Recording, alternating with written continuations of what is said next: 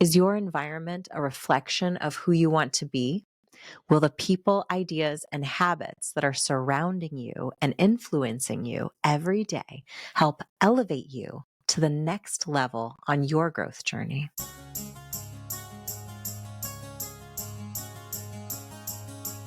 Hello, everyone. I'm your host, Dr. Shafer of Talks with Dr. Shafer. I'm so glad you're here. I'm a physician, mom, life coach, musician, author, publisher, and I am passionate about helping you reclaim your story so that you can build your most beautiful future. Make sure you subscribe to Talks with Dr. Shafer, where you enjoy podcasts for more inspiring short talks like today to help you master your mindset, and weekly inspiring guest episodes like those we air each Tuesday with people who have reclaimed their stories and are building their most beautiful life and living to the fullest. Now, on today's short talk, I want to talk about a concept that you've likely heard of before. You are what you eat. Now, while this isn't exactly true in a scientific sense about what we ingest, thankfully, it is true about what we take in from our environment. Our relationships, our thoughts, our goals, our habits, the careers we choose, the clothes we wear, the things we prioritize in life. So much of what takes up our time and energy is influenced by what we allow to be in our sphere of influence. Many of us, at one time or another in our lives, and even today, have operated in the mode of thinking that our environment was outside of our control. And yes, we cannot control anything outside of ourselves. That is true. But we can choose what we participate in. We can choose what we watch on television, on Netflix, the podcasts we listen to, the music we absorb, the news we read, the people we socialize with, the job we take, what we wear, how much of our resources we expend on things like fashion and other material things. We often get stuck in the habit of going with the flow, behaving like the people around us, participating in trends, and feeling the obligation to keep up with the Joneses, so to speak. But who decided that the Joneses' life was the goalpost? If we lived somewhere else, had a different friend group or workplace, lived in a place with different cultural beliefs or collective habits, how would our lives look? Likely entirely differently, because the trends we participate in, the clothes, the constant battle to keep up with our randomly assigned peers, changes depending upon our environment. And this tells us that these things do not define us, but rather we are allowing them to influence us. What if we developed such a strong sense of self that we stopped expending time, energy, money, and worry on whether or not we are conforming to fit in? What could we do with that energy? What if we developed such a strong sense of self that we stopped expending time, energy, money, and worry on whether or not we're conforming to fit in? What could we do with all of that energy? And since we know from observing communities across the globe that our environment does impact us, what if we, rather than taking a backseat to our own lives, decide to be in the driver's seat and decide where we are going to park our car? What if we chose where we positioned ourselves, who we would surround ourselves with, what art, information, literature, news, podcasts, movies?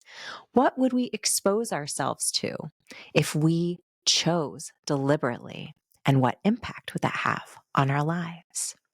What if we chose to use our leisure time absorbing information that made us feel inspired rather than drained, that made us feel that we were building something beautiful rather than making us feel like we were constantly falling short? What if we surrounded ourselves with people and things that reminded us of our purpose?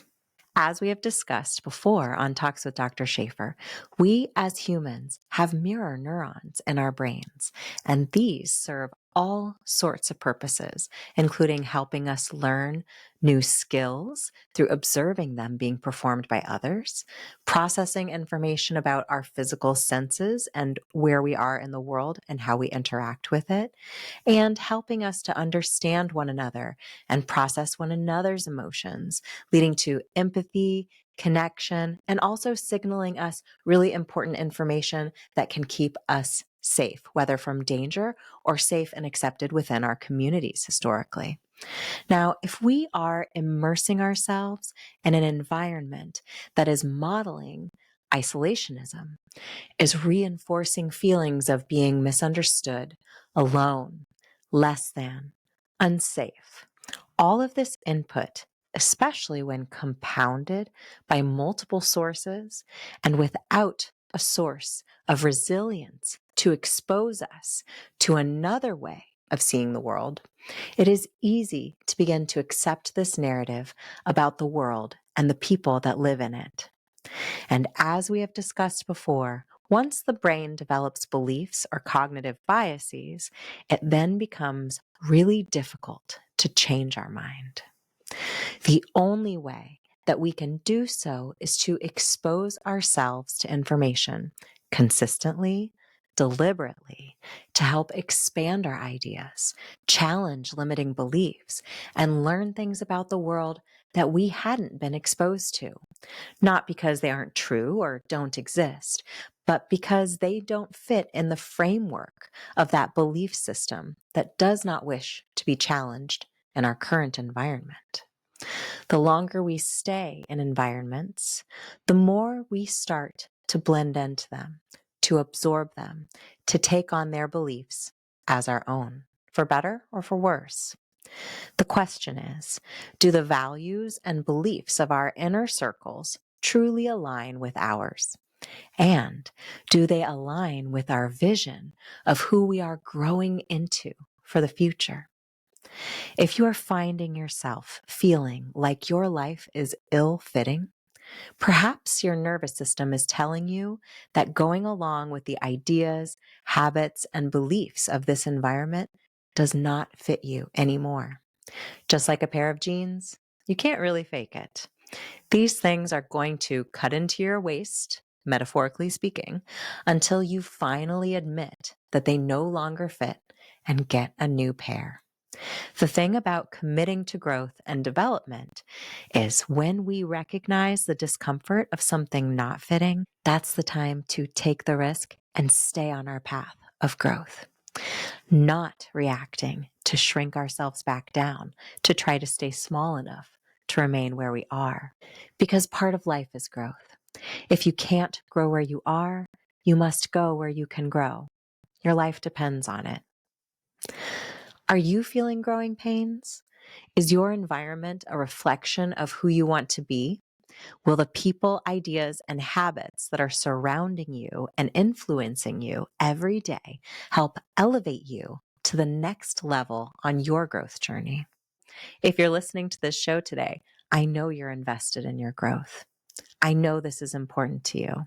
A big part of our growth journey is knowing when we need to repot, and on our journey, making sure that we are surrounding ourselves with the nutrients and tools and environment that will allow us to continue to grow on our journey. If the answer to whether or not you are in an environment that will allow for this is no, what do you want to do about it?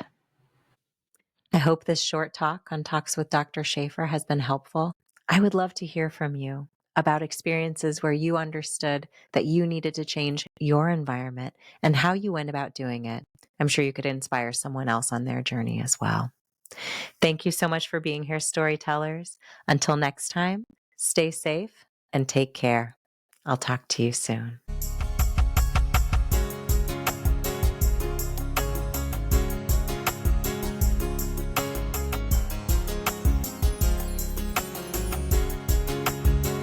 Everybody's lonely, but you can hold on to me, and I will try to make it right.